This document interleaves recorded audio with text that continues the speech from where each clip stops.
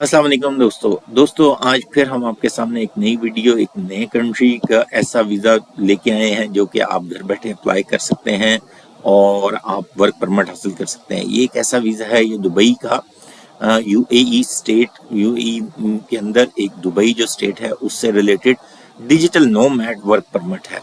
Digital nomad का हम पहले काफ़ी दफ़ा जितने भी डिजिटल नोमैड कवर किए हैं उसके अंदर हम एक दफ़ा ये ज़रूर बताते हैं कि बेसिकली होता क्या है। डिजिटल नोमैड जो है ये आपके रिमोट वर्कर्स के लिए है जो सेल्फ इंडिपेंडेंट काम कर रहे हों, जिनकी एम्प्लॉयर के ऊपर इतनी ज़्यादा डिपेंडेंसी ना हो, उनकी लोकेशन की इतनी ज़्यादा डिपेंडेंसी ना हो।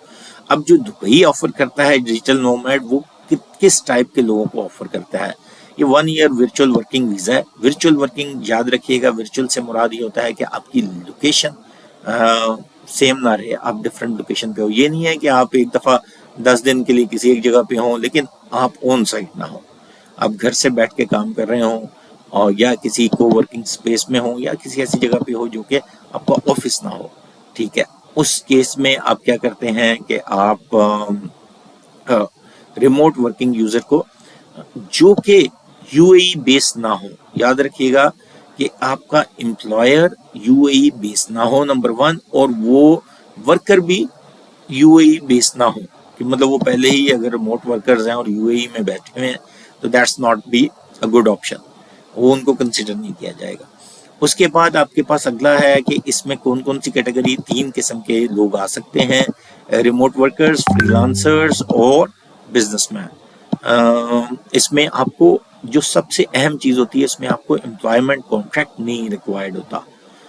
और आप अगर रिमोट वर्कर्स हैं और डिजिटल नोमैड के लिए अप्लाई करना चाहते हैं तो यूएई की सबसे अच्छी बात यह है कि ये टैक्स फ्री जोन है। याद रखिएगा, आप वहाँ का वीज़ा लेंगे डिजिटल नोमैड तो आप वहाँ जाके काम करेंगे या वहाँ आपके। अच्छा, अब इसमें गवर्नमेंट को क्या फ़ायदा होता है डिजिटल नोमैड के ऊपर, इसलिए भी गवर्नमेंट ज़्यादा काम कर रही है कि रिमोट वर्कर जो होते हैं, लेट्स से मैं अपनी एग्जांपल लेता हूँ कि मैं पाकिस्तान से बैठ के या इंडिया से बैठ के या श्रीलंका से बैठ के मैं किसी ऑस्ट्रेलिया के एम्प्लॉयर से के साथ काम कर रहा हूँ, तो क्या होगा कि मेरे पास पाकिस्तान, इंडिया या श्रीलंका के अंदर जिस कंट्री का भी मैं वासी हूँ वहाँ मेरे पास उसकी रेमिटेंस आ रही होगी। रेमिटेंस से मुराद ये होता है कि डॉलर में इनपुट आ रही है जो कि गवर्नमेंट के लिए एक बेनिफिशियल चीज़ है। अब अगर हम $3000 की ही एक रेफरेंस बनाएं कि $3000 मैं मंथली अर्न कर रहा हूँ सिटिंग इन इंडिया, तो क्या होगा कि डाउन द लाइन मेरी कंट्री को अराउंड $3600 पर ईयर्स मेरी वजह से मिल रहे हैं। वो मेरी वजह से इनटेक हो रही है, डॉलर आ रहे हैं, लेटर ऑन मैं चाहे उसे इंडियन रुपीस में इन कैश कर रहा हूँ। तो जो गवर्नमेंट है वो इस वजह से बड़ी उस रिसोर्स से बेनिफिट ले रही होती है कि उनके पास डॉलर इनपुट आ रही है।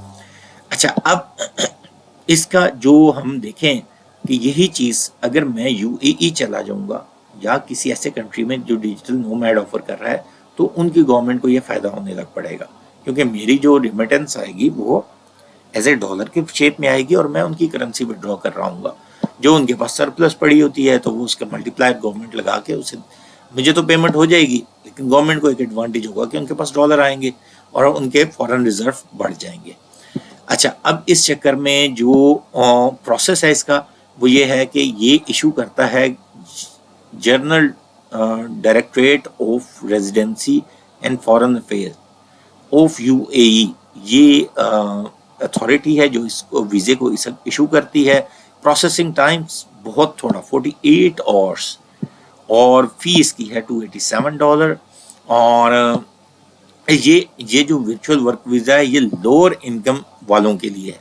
ये 2 ईयर्स इसकी वैलिडिटी होती है। जो हायर इनकम वालों के लिए है वो यूएई ग्रीन वीज़ा है और वो 5 ईयर उसकी वैलिडिटी होती है। वो रेजिडेंट परमिट 5 ईयर का होता है।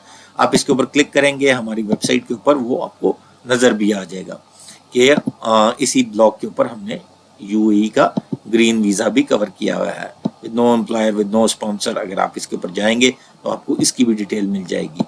अच्छा, अब ये है कि इस वीज़ा के लिए ऊपर जो डिजिटल नोमैड है, पासपोर्ट वैलिडिटी 6 मंथ हो, हेल्थ इंश्योरेंस हो, फंड का प्रूफ क्या है? फंड का प्रूफ ये होता है कि ये बेसिकली जॉब ऐसी होती है कि आपको प्रूव करना होता है कि यू आर गेटिंग सैलरी और फ्रॉम फॉरेन सोर्स, और उसके लिए ये जो रिक्वायरमेंट बताते हैं फॉर इंडिविजुअल, वो आपने $3500 तक कवर करना है, और फॉर विद फैमिली अगर आप आना चाहते हैं तो $5000 आपकी इनकम हो मंथली, और आपको 3 पे स्लिप्स लास्ट मंथ की देनी पड़ती हैं, तो आपको डिजिटल नोमैड यहाँ का मिल जाता है। इसी तरह जो बिजनेस प्रोफेशनल्स हैं उनके लिए भी $3500 की करेंसी आपने शो करनी होती है कि आपकी फॉरेन रेमिटेंस इतनी आ रही है या आपके पास इतनी इनकम है मंथली, और वो बैंक स्टेटमेंट आपकी शो करेगी।